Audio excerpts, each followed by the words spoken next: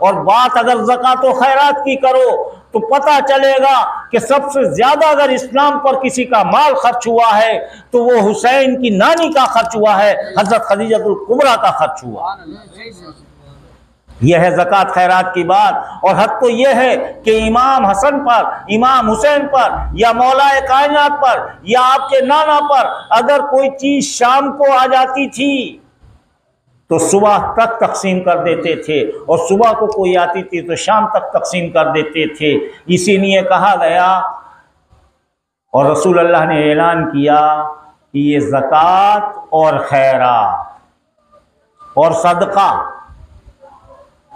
याद रखना, ज़कात, खैरात और सदका, ये तीनों चीजें हम अहले बैत के लिए हराम है। ये हमारे लिए हराम है, लेना भी हराम है, और मैं आगे एक बात कहता हूं, इस हदीस से पता चलता है देना भी हराम है, क्योंकि देगा उस वक्त जब माल जमा होगा।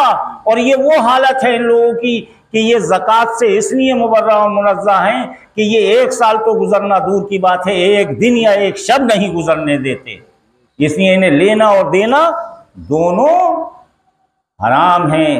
अफसोस ये होता है, अफसोस ये होता है कि हमारे जहनों में ये बात तो अच्छी तरह बिठा दी गई, जुल्म की इंतहा है, जुल्म की इंतहा है। मैं एक तरफ इशारा कर रहा हूं, और इस इशारे को जहन में रखना। ये बात तो हमें बार बार बताई, हर आलिम बताता है, हर सूफी बताता है, हर पीर साहब बताते हैं कि 2.5% अपने माल का अगर साहिब निसाब हो निकालो, लेकिन किसी के मुंह से ये नहीं फूटता,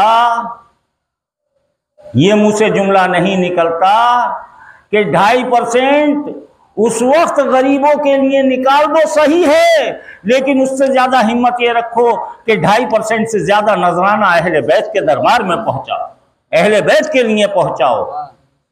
किसी के मुंह से ये नहीं निकलता, और किसी के मुंह से ये नहीं निकलता।